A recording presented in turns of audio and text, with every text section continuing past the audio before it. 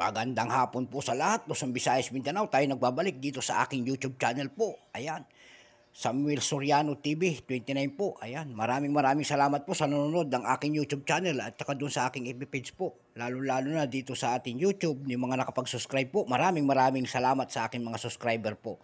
At doon naman po sa hindi pa nakapag-subscribe, pakipindot naman po ang ating notification bell, subscribe para ma-update po kayo sa mga latest kong gagawin mga video pa po. Ayan.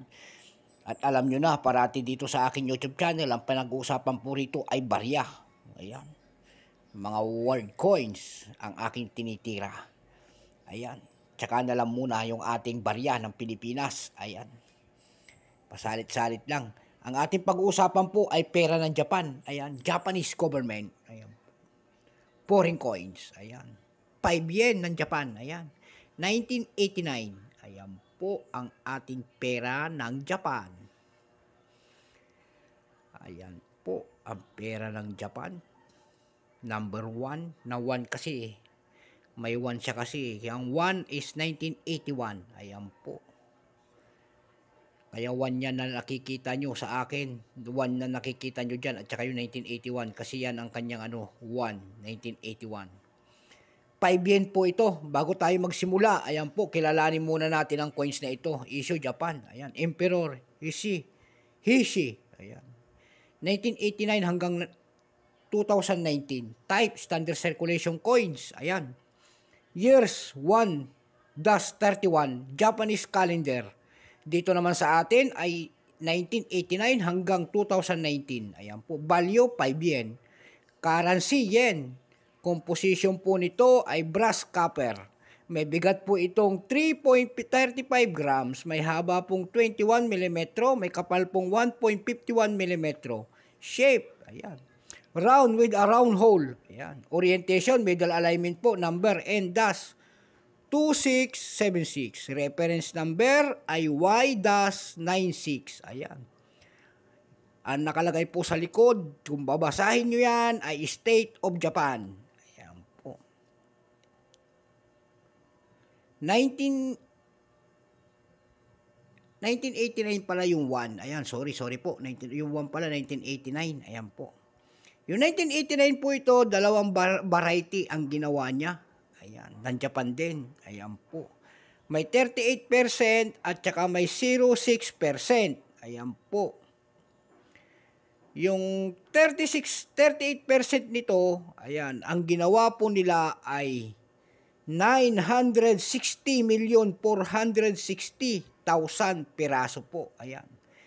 Ang kanyang selling price doon sa ating numista, ang kanyang extra fine ay 9. Almost uncirculated po nito ay 12. Uncirculated po nito ay 45 pesos. Ayan. Kahit maliit, 45 na.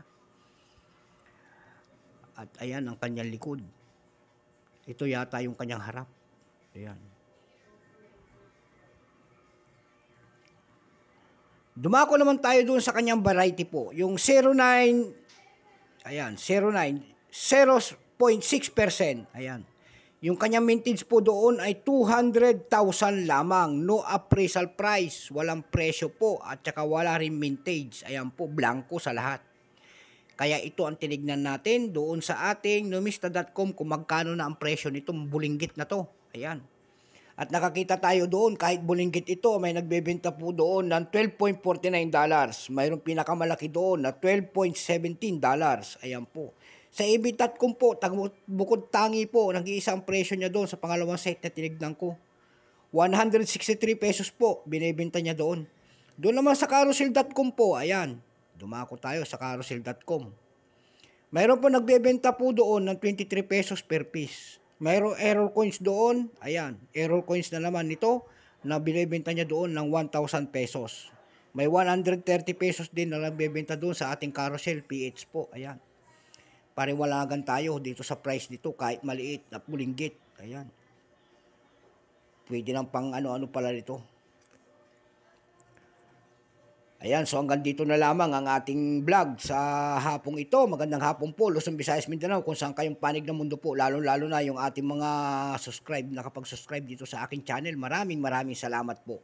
At sa mga hindi pa po, pwede mo pakipindot ang ating notification bell para tsaka subscribe para ma-update po kayo sa mga latest ko pang mga video po. Hanggang dito na lamang po ang aking vlog. Keep safe po sa lahat at God bless po sa lahat at sana'y nasa mabuti kayong kalagayan lahat. Hanggang dito na lamang po.